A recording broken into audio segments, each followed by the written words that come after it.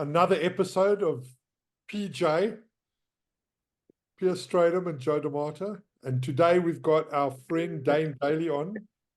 Rugby agent extraordinaire, they call him. They call me a lot of things, but I haven't heard that before. Well, I know for a fact you're in the top 5 rugby agents in South Africa, Dane. And today we delve into your world. Are there only 5? They're 6. But the other guy's useless. No, thanks for that. I don't know if you want to delve into our world, but I don't know what value I can add to you guys, yeah, but I'll do what I can. Well, Dane, we've known each other for a long time, and some of the stories we know we can't tell because it is recorded. Yeah. I've been keen to have you on for a long time because,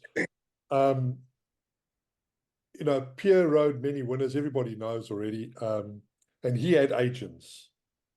And until I really started hanging out with you, I thought horse racing was the most fickle game in the world. So Pierre's probably been fired by over 100 trainers in South Africa, then rehired numerous. I mean, it's the way it goes. But what really resonated with me on one of the many times we met was how you told me how a rugby player on a Monday can tell you that he's going to name his newborn Dane, and then on a Tuesday fire you. Yeah.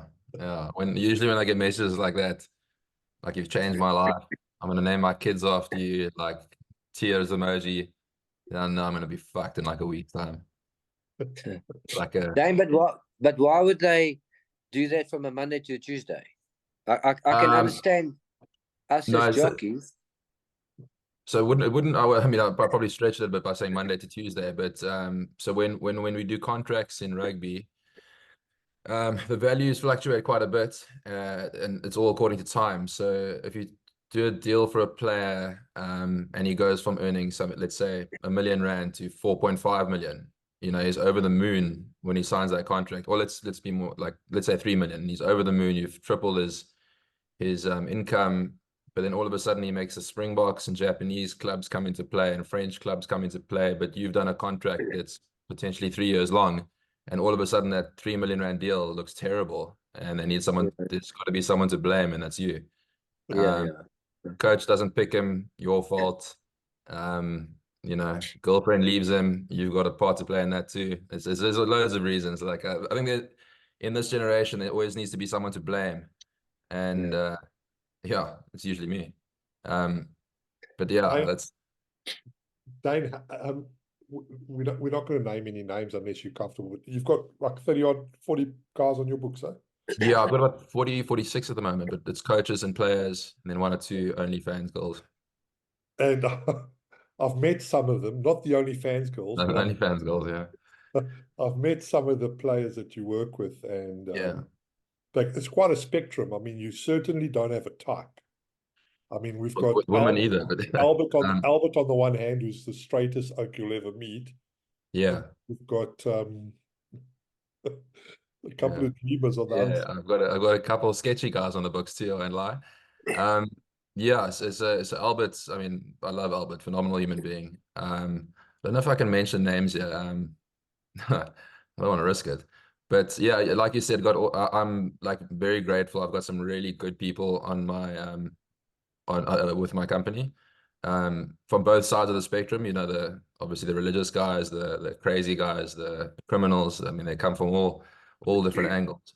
But I think I am what I am with everyone. So whether I'm with a guy like Albert or a guy like Ben Jason Dixon, who's one of the best humans I know, but if you picture me, the complete opposite, he's a really good human being, and he doesn't like the sketchy world of agents work or anything like that.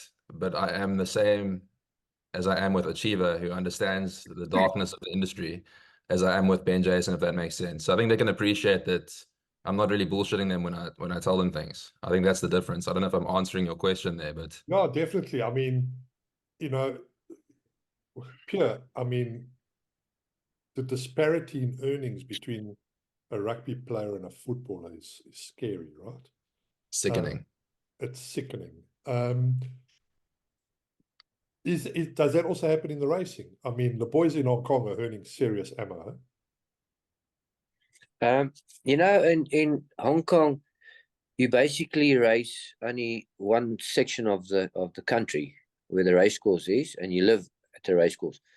So not many jockeys have got agents, but there are some of the top boys that use agents. So as a jockey, we need agents to be able to phone for rides, number one. Number two, they must be able to study form and read races and try and get the best possible ride. So we are from day to day, from race meeting to race meeting, where I don't know if Dane works more on a yearly basis or a monthly basis. Commercial deals, eh? Did you ever have a commercial deal? Yeah, like did Revlon ever sponsor you or something like that?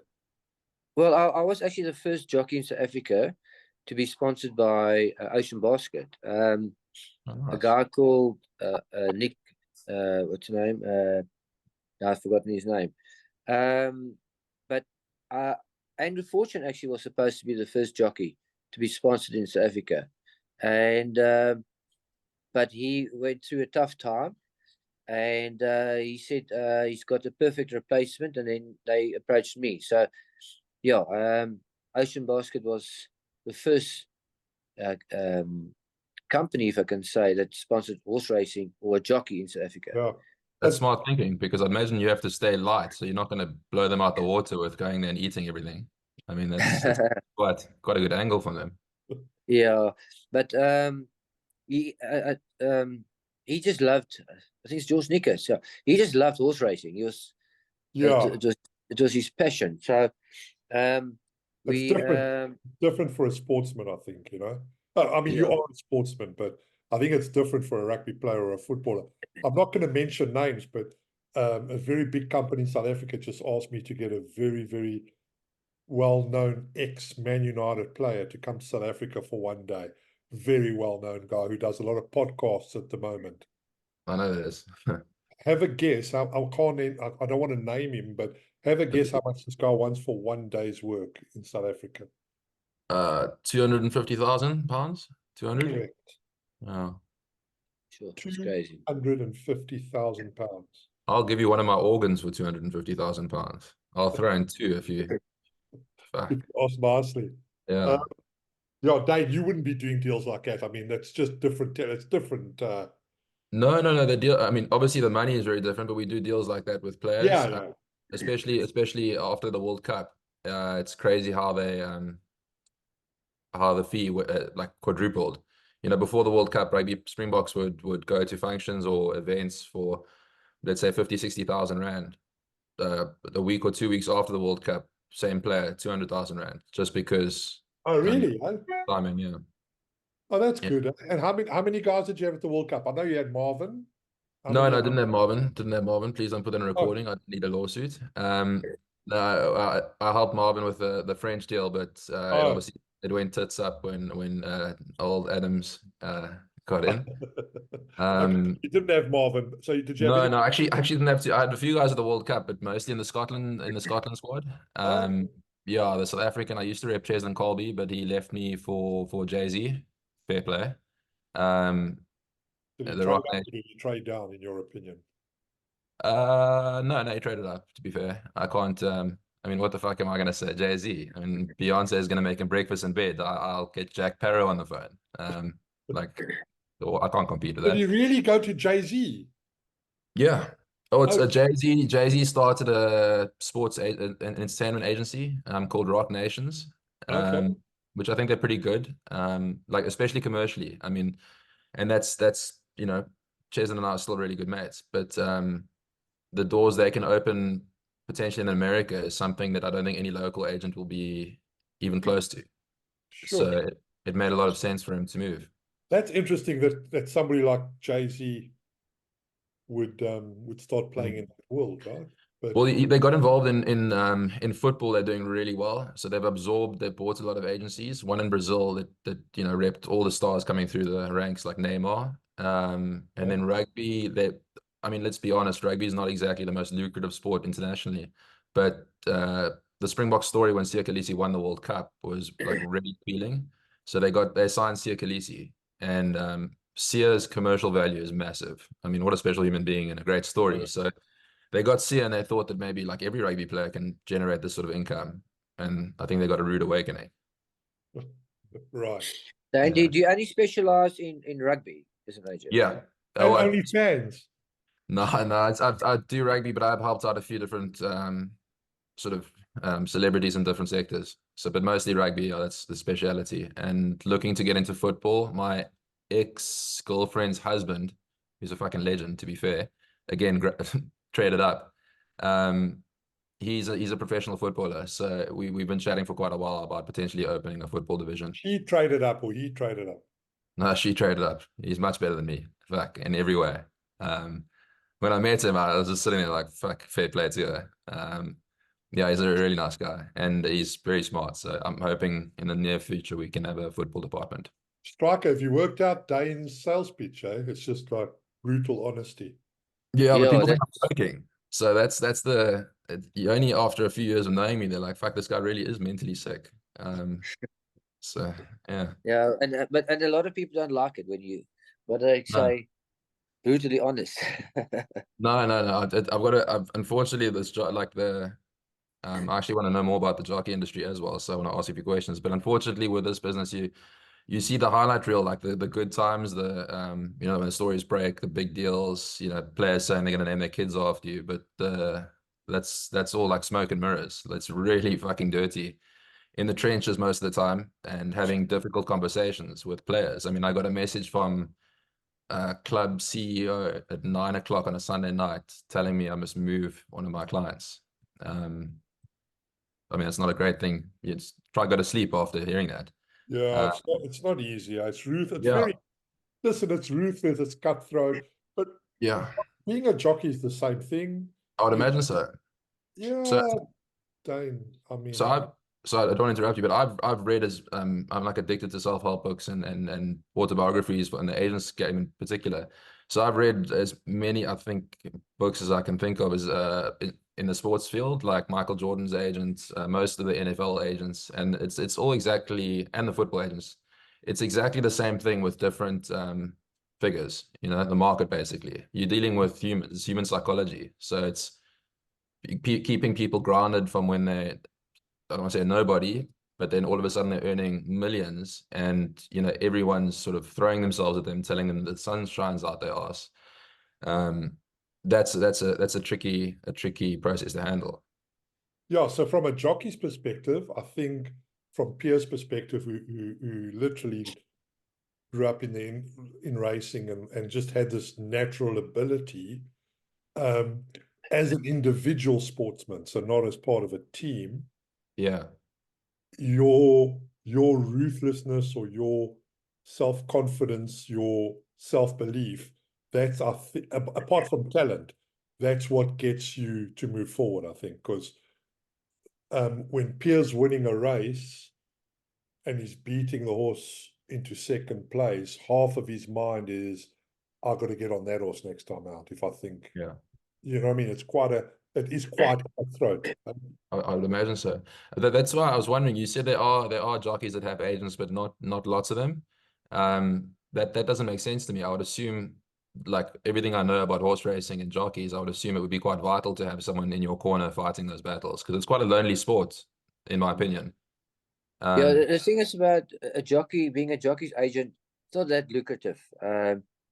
We will normally pay like 10% or maybe 15% of our earnings. But there's no commercial deals. That's where it stops. that's the problem. Our South African agents aren't really into pushing for a sponsor. And I mean, you know, every bit helps. And I mean, if they organize a sponsor, obviously they get the job. But the reason why mainly we need agents is because, not me currently, I'm close to retirement, but if you are in the top, say, 10, you travel on a regular occasion. So you can't be on an airplane or driving to the to the race course or back to the airport.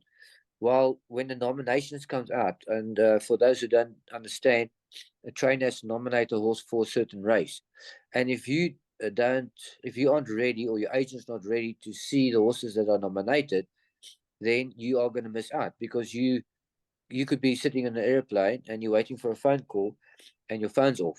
So we need agents to find the rides for us, and obviously that's why they have to be on the ball all the time.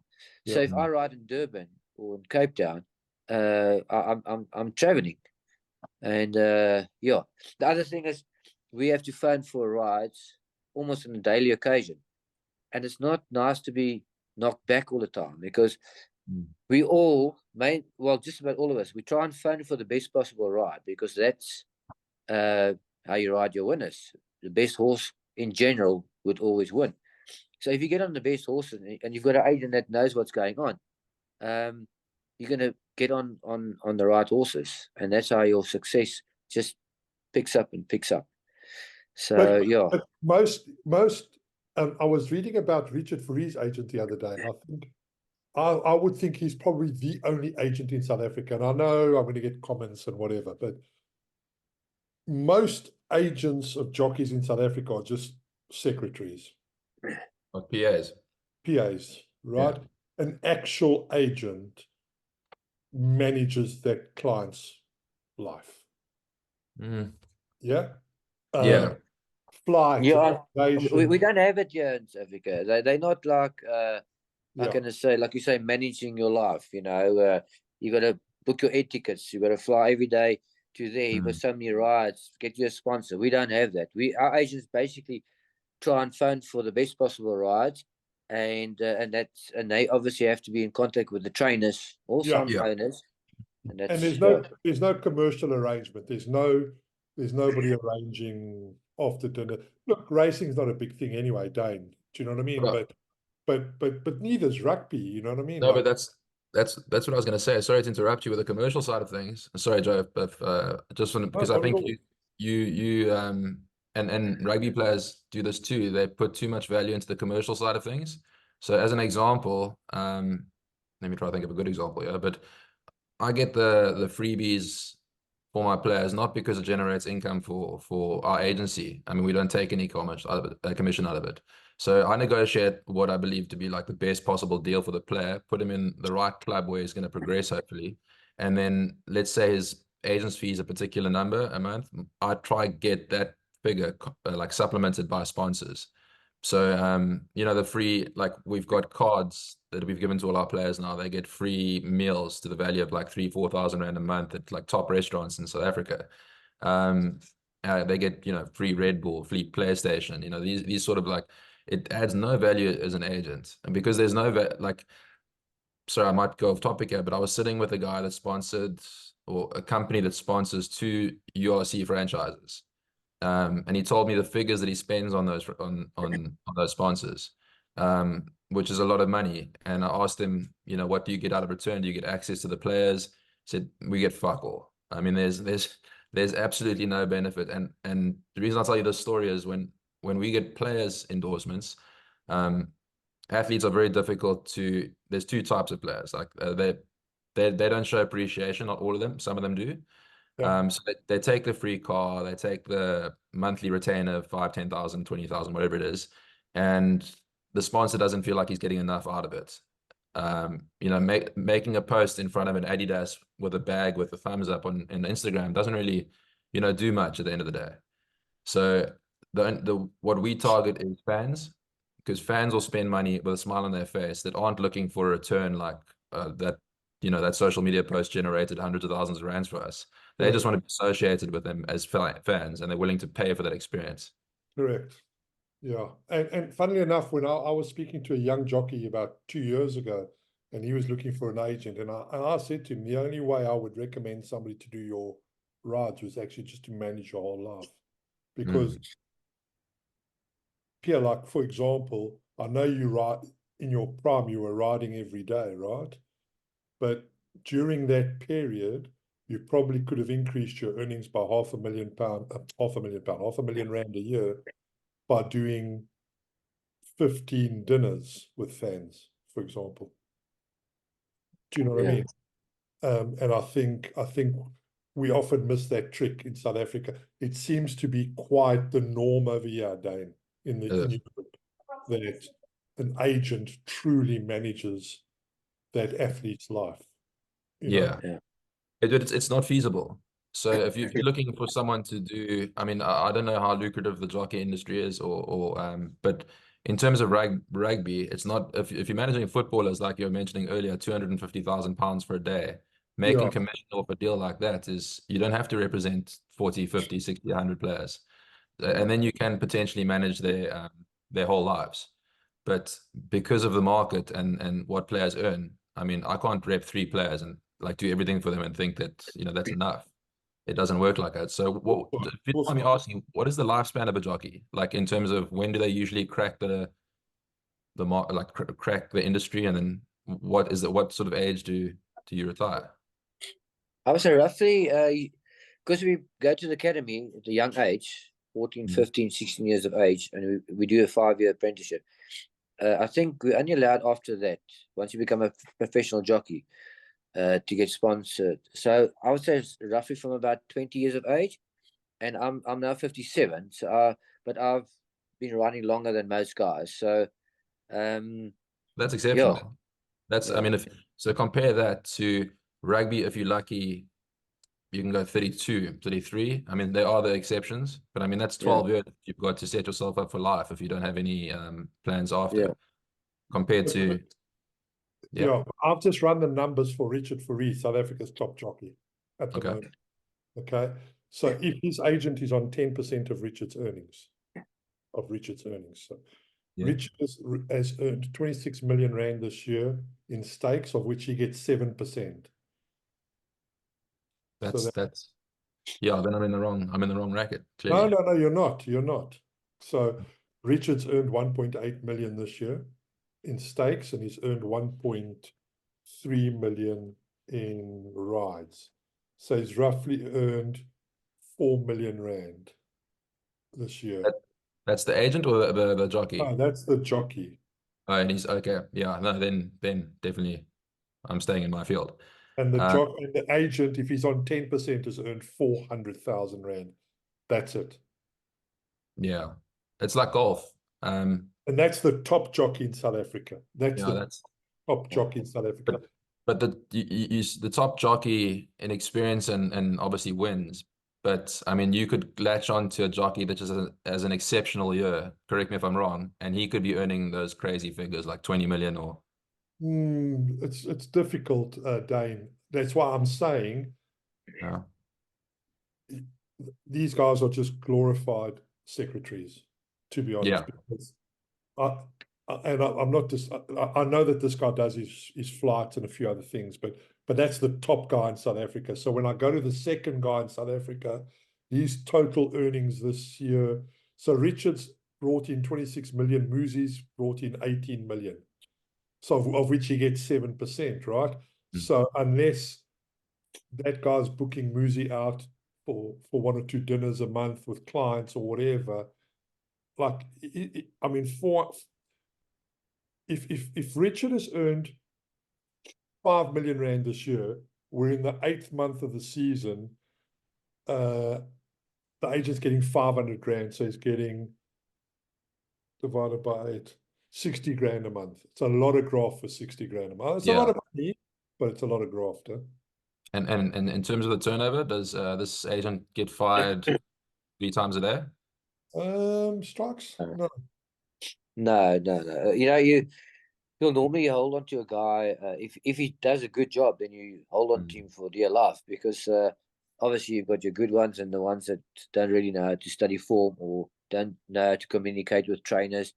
But we also know it's difficult because we get fired on a weekly basis, and The jockey gets when fired, not the the agent. jockey, yeah. So the agent then obviously he can't phone for that stable, and so it goes on and on and on. So eventually, you need an agent that can find another job, another stable to ride for. Their horses. Well, So also I was an agent in South Africa, Dane. So I was an agent when Piere was at the top of his game. Okay.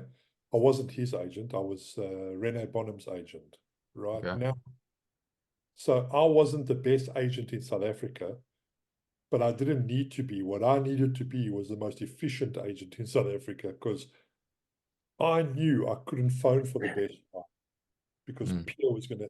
I wasn't even gonna waste the phone call on trying to get the best ride in the race, or the second best, or the third best, or the fourth best. My job as Rene's agent was to get the seventh best ride in the race before the guy who should have got the seventh got it. Yeah. No, but that's a point of difference. That's valuable.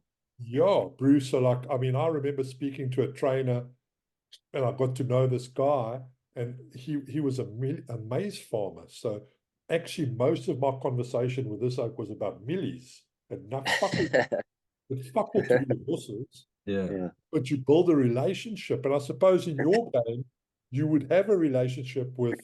I mean, I know you got a relationship with a former Springbok who's good friends of yours. Um, there's a Yeah. reindeer named after him.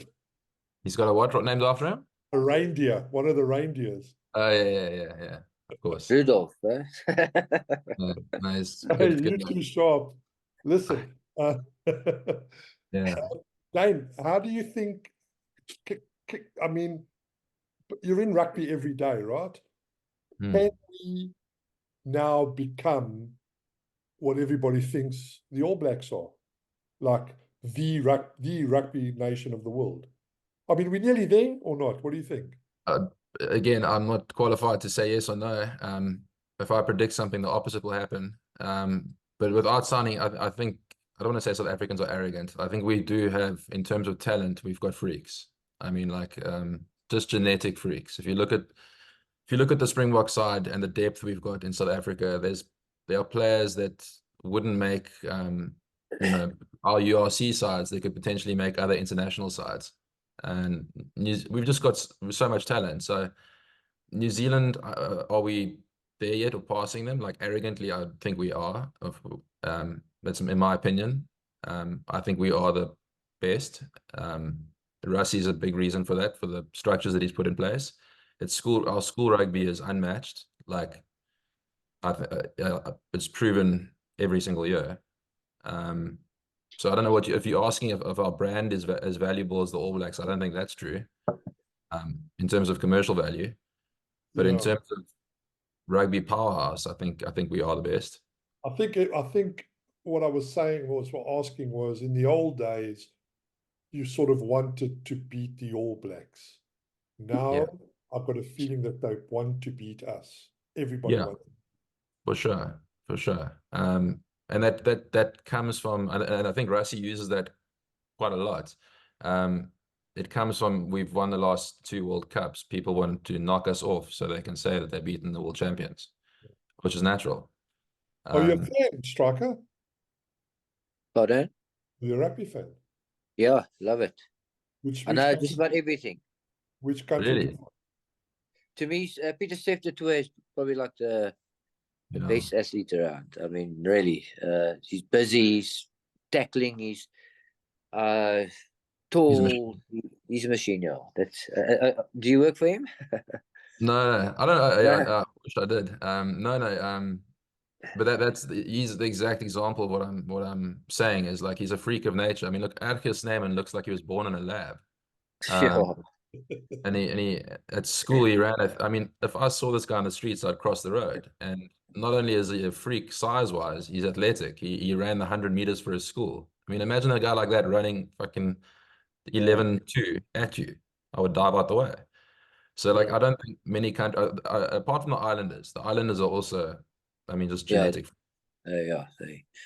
But also it's in our culture, eh? As South Africans. I mean, it's Well, just rugby is just in the, like, from a young age. And I know England have invested millions and billions into getting their game to improve, but well, apart, you know, sorry, just England are very like their rugby is very privileged. It's played at private schools, that's so right. it's so until that changes, like all the public or government schools play football. If they could change that dynamic, then we'd be in deep shit, I think, because they've also got some Yeah, serious talent. But the problem here is, like, I've got a lot of mates here with young kids, like, and the moment they in that maternity ward, the moment they see a penis, they see a football. Yeah, I mean, it's just is what it is. it's crazy. I was And at the. Oh, sorry, go for it. so I was going to say to you, Dane, like, also what happens here is we get to read about the guys on 100 grand a week, 150 grand a week, whatever. But I would say that 6 out of 10 under 12s at some point enroll in an academy. I mean, Mm, the churn is stupendous. Like, everybody's a footballer, like, until they're not. Do you know what I yeah. mean? And we've seen recently with Wes Brown being in trouble and a few other lads, you know. I mean, the days are good, they're really good, but there's a lot of darkness in soccer, a lot of darkness in soccer, and maybe not so much in rugby. I'm not sure. Well, Pierre, I don't know if you guys experience this or maybe I take particular notice of it, but when things are going well, like when you're winning races, you've got so many people call it reaching out. I mean, agents will be hounding you, sponsors maybe. I'm not sure in the jockey industry, but you know, everyone basically telling you, you're God. You know, Yeah. and Yeah. when a lot of guys want to say identify as rugby players, their whole life is I'm a rugby player. So Yeah. when that ends, the phone calls stop literally like the next day. Yeah. No one really gives a shit about you in the market scheme, and that's Yeah. when you find out who was there for the. It's a cliche, but who's really there because of the person or what you Yeah. give. So we find, like, if you're battling, that it's very difficult to get rights, then it's a hard job to be an agent. Hmm. But when you do well, the rights you can get are all the best quality of horse. And the problem is, as an agent, you've got your choices are so high or so good, you don't want to pick the wrong ride. So, I mean, say if I can ride the top 3, 4 horses in that field, and if my agent picks the wrong ride because I get beat next week in that race, and I know I could have ridden the horse that beat me, I get annoyed. So, you want an agent that knows what he's doing, because your opportunities of getting the best rides are so much better. So it's a fine line between struggling and then being able to get the best possible rides, but your agent's picking the wrong horses. So Yeah, But if how would you have coped in your prime? How would you have coped with having, because I know in your prime you didn't, but how would you have coped with having your agent represent you and Douglas at the same time, or you and Anton? yeah, Because that's good. Dane is in That's a that position. yeah, Where, very good question. Very good question, because even to me now, I think the minute an agent's got more than two jobs, two jockeys, he's not giving that jockey a fair chance of getting the possible rides. You don't know who's he phoning for. Um, is my agent phoning for the other jockey he's working for, or is he phoning for me? I want the guy that's going to get me the best possible rides, because otherwise he mustn't do the job. Yeah, so so I would definitely not have an agent doing two top jockeys at the same time. I That's completely disagree with that. yeah, I disagree as well. I'll tell you why. So I don't know what your reasoning are, Dane. So you go first. I know my Uh, reason. I'll tell you. I mean, what you're saying here has got a lot of. I understand it because I mean I'm in the same situation with players when I've got two players in the same position, and let's say a club in France is looking for that position. Who am I pushing harder? But at the end of the day, it's the club who they think is the better fit. So I can push as hard as I can possibly push and give the pros and cons, and then it's down to the club to decide. But the flip side of it, repping a lot of players, even in your position, is you get to know the market. As long as the agent is sort of obsessive compulsive with his cell phone and keeping up to date with moves and stuff like that. So if one of my clients in Japan gets injured, I know before anyone else, any of the other agents. So I've got a bit of a heads up, can almost replace him. I'm not particularly strong in Japan, but I know another agent that does this, and I do it in other regions. But no, having that, like, let's call it a day before anyone else finds out, you've got a day to put players forward, so you can potentially get opportunities for your other clients that no one else even knows are available. Yeah, and I would add to that by saying I would rather, and I spoke to Jason about this, and I spoke to Devin Habib about this, about taking on, he's an agent in South Africa, and he only does his brother. And I said to him, it's so hard to get all of these trainers, right? So when I phone a trainer, I want to have a menu in front of me. And when he says no to one, I want to sell him the other. Mm. Okay. And by doing that, I'm building a stronger relationship with trainers because ultimately they will use who they want to use. Mm.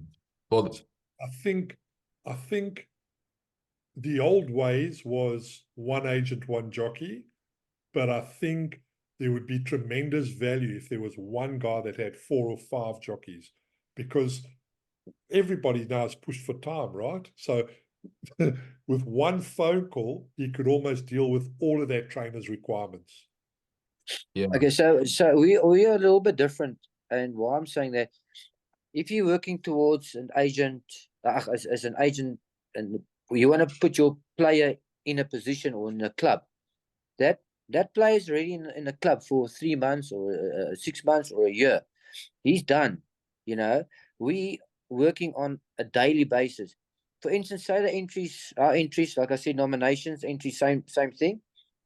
If the nominations come out at 10 o'clock, and my agent starts phoning for rides and for the other 5 jockeys, I could potentially be losing out on other good rides, because remember, we've got 9 races, for instance.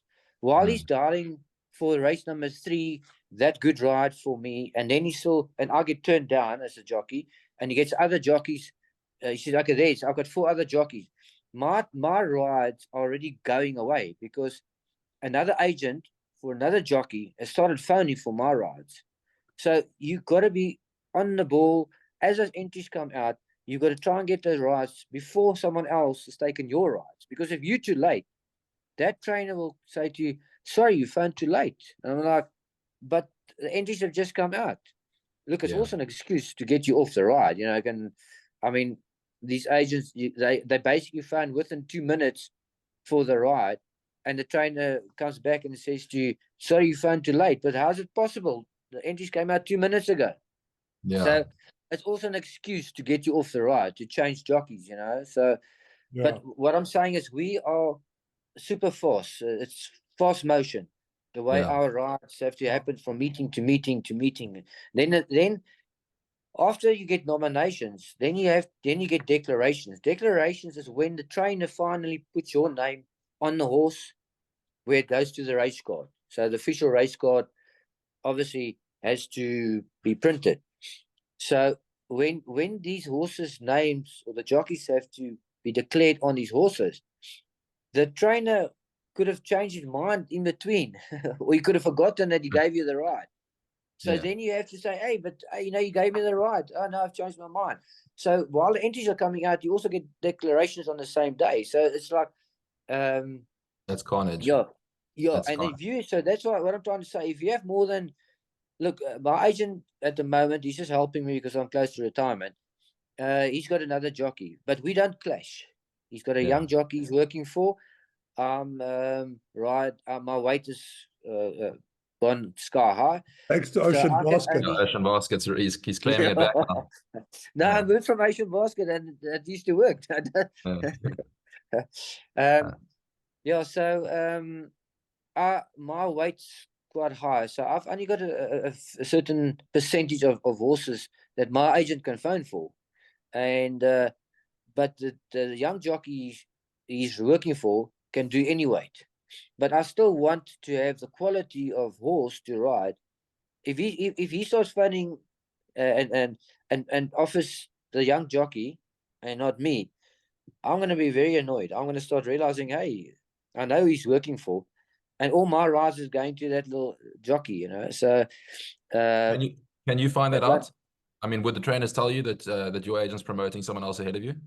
No, I think you'll just I have a you'll feeling. just I think well, you'll see the guys, the jockey he's working for, will end up getting more onto your horses, and you just one and one that makes two. You know? I think if there was an agent in South Africa that had 10 or 12 jockeys on his books, he would, those 10 or 12 jockeys would be delighted, because this guy would be getting, like Dane said, he'd be getting feedback from all different yards all the time. And if he ran his business properly, look, I think it's different if you're going for a championship and it's one-on-one. But I think your run-of-the-mill jocks, you know. Yeah, it has been tried. I know so many guys have tried it. It doesn't work. It's too quick to try and get on the best possible ride, and you don't want to Oaks lose are very superstitious and suspicious. But So, the thing with being an agent is your information is everything. So knowing where there are gaps before the opposition is where the point of difference. So I understand what you're saying. If you've got one agent that's got 12 jockeys and there's, you know, one horse available, how do you know he's fighting for you and not the other 11 guys? So I get that completely. I don't understand your sort of market as much as I should, but I mean, I'd be quite interested to look into it because it does sound super interesting. Dane, there's definitely scope to get these guys into the mainstream. I'll look quickly. South Africa's winning most jockey this season, Richard Fourie. Piere, why personal question, I hope you don't mind me asking, why are you retiring? Is it an age thing or is it just you're over it, or? Yeah, you know, at some stage you have to turn it up, age thing, but you also, you never know when you can have an injury where you have to stop riding, and there's been many jockeys that have had to stop riding because of injuries. So, but what's kept me going is that I was going for a record number of winners, and then I got onto a good horse called Piere again. And well, I mean, God only me won a grade one, the Derby in Cape Town, and just one thing led to another, and so that's kept me in the game for longer. And I currently been offered, well, not been offered. I'm actually riding a short contract for a syndicate that owns a lot of horses, and so yeah, that's keeping me in the saddle. Is that breaking news? What's that? Breaking news? Yeah. No, I've been going for a month and a half already. Who are you riding for? You didn't even tell me. Farun Chada and Vaughan Rippon, they are the owners of what do you call it, Alroad Steel. Oh, that grey colours. Yes, with the blue Oh, epaulets. well, I didn't know that. Yeah, it's been going a month and a half already, and we had a good couple of winners. Congrats. So, but you're still hungry, basically. Yeah. I'm not talking about gaining weight. I mean, hungry to like win. I wasn't sure. I wasn't sure what you were asking. No, like so the hunger's still there. Look, the hunger to do well is still there, but going for championship, obviously, I know that's gone. You know, I don't want to put in the hard yards, travel to different cities every day, and you know, more quality than quantity.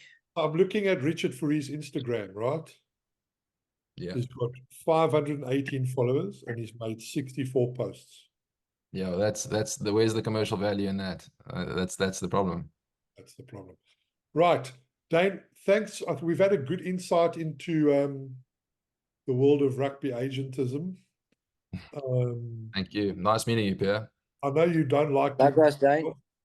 Next time, Piere, next time in Constantia, Dane's just down the road. He's been to the house, funnily enough. I have. Really? Was that your house? Beautiful house. Yeah, you weren't around and he came to visit. Okay. Joe was holding some sex party and I was Yeah, around. yeah, 100%. Remember, I can't believe what you did with that little piglet, by the way. No, it's taken years of practice. I can't. It's unbelievable. Listen, give us one little. Is there a rugby match this weekend? Yeah, there's quite a few. Stormers are playing Ospreys. The Sharks are playing Glasgow. I should know the others, but I'll check off. Okay. brain. Anything we need to look out for? Just He's coming back. who's coming back? It's off. Yeah, Kitsov's coming back. JD Schickerling is coming back, which is quite a big signing, I think. That's Um, yeah, back to the Stormers. He's a brilliant player. sure. Dane, sorry, one more question. Most promising young up and coming player that you think could make the Springboks? I don't want to fuck off any of my clients here. I've got a few. I've I'm going seen to say that Hanekom, the Bulls number 8. Hanekom's really impressive. He's also got a Welsh ancestry, so technically he could go play for Wales, but I don't think that's going to happen. Oh, shit.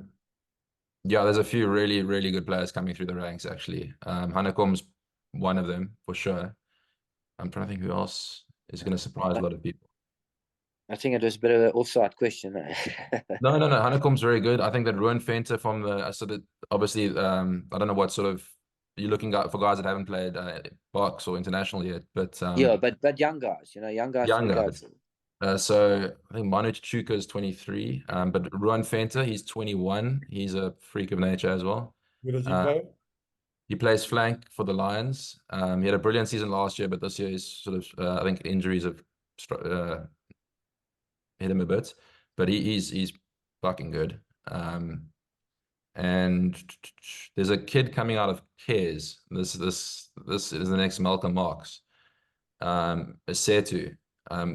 Yeah, he's a free, like he played eighth man as well. So he's in a trick this year. He moved to hooker from eighth man last year, and he played SA schools like after 4 months of playing hooker, basically. What's This his is a matriculant. Yeah, he's a matric now. He's captain of Cares. What's his name?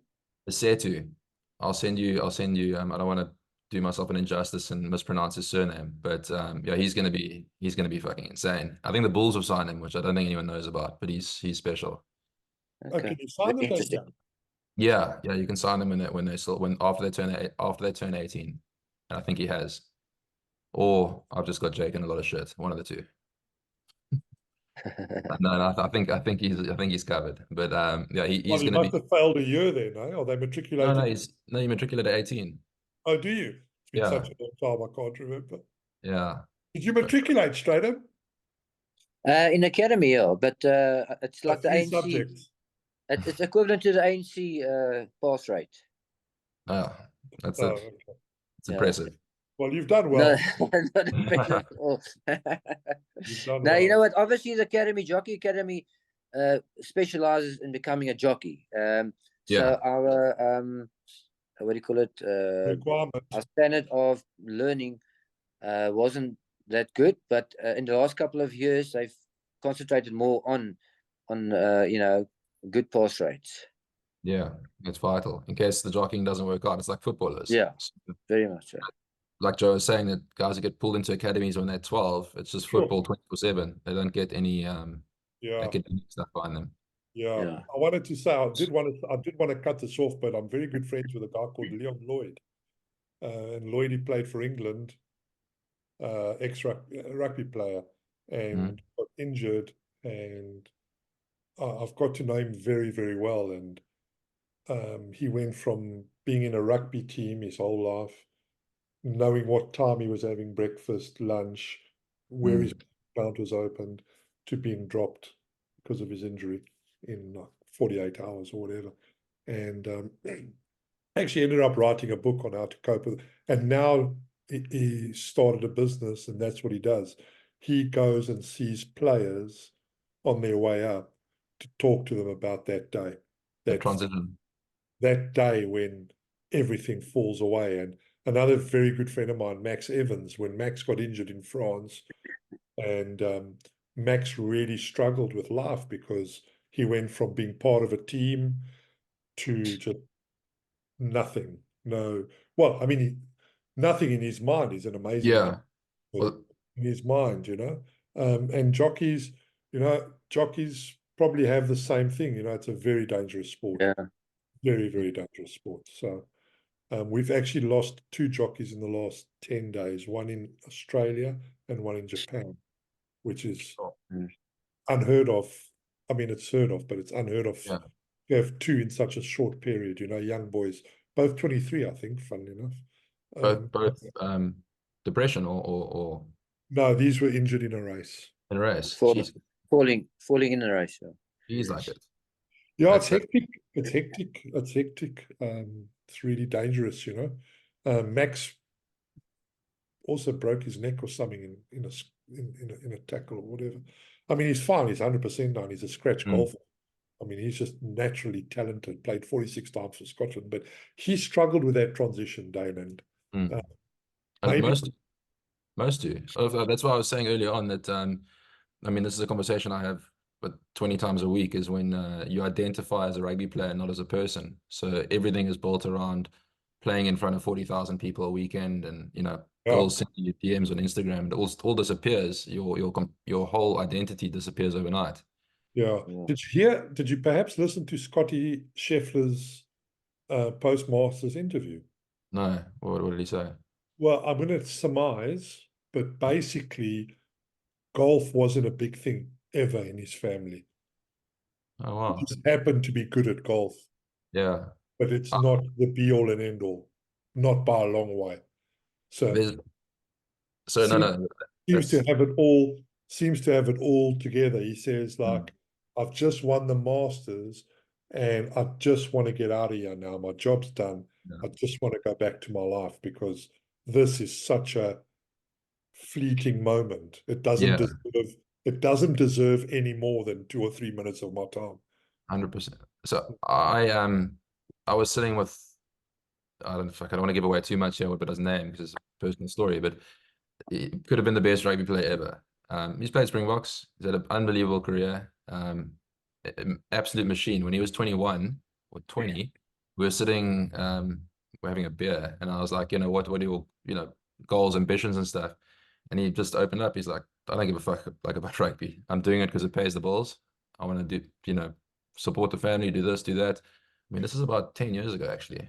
Maybe a year or two later, but anyway, his whole focus was just make as much as possible. He went to France for a couple of years. He didn't have that, and then there are a lot of guys that play for the passion, for the jersey, all that. So that people have different motives, and that more often than not, you'll find that the top guys don't rely on they're playing because it's a job, not because you know. Yeah, I think it's okay to have a passion for your sport and whatever, but I think the more we talk about mental health and et cetera, Mm, the more when I listen to somebody like Scotty Scheffler or Leon talking about the transition, the quicker you get on board with that, the mm, better it is for everything in your life. The quicker for you sure, understand that it's just a job.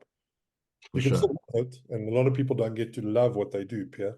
But if it's your everything and if it's in your DNA, and if you can't breathe without putting on that jacket, then you're fucked. Well, Joe, you know, me, it's not because I've enjoyed horse riding or being a jockey.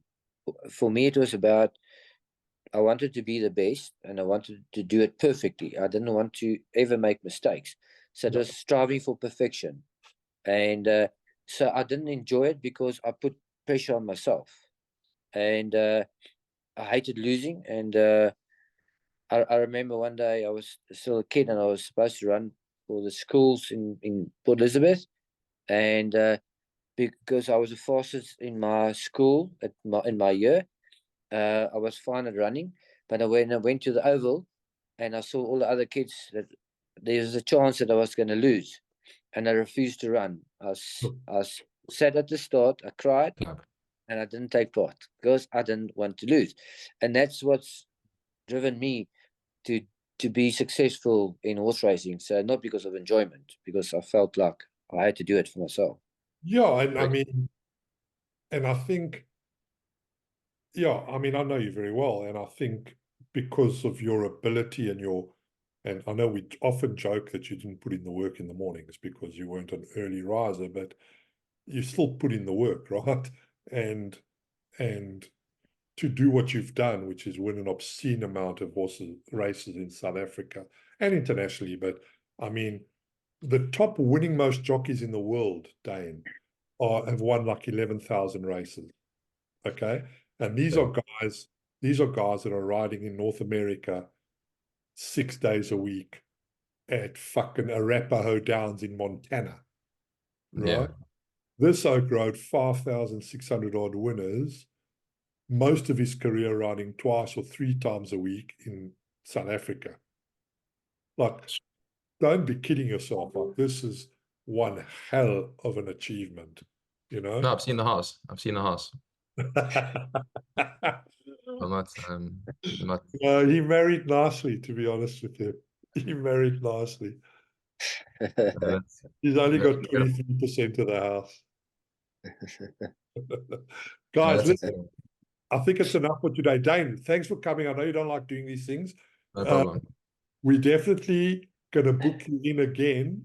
And I think next time, if we could get either one of your up-and-comers to come along and just give us a few insights into the laws of rugby, because some of our viewers would like to challenge some of that or understand it a bit better. Yeah, thanks, Brew.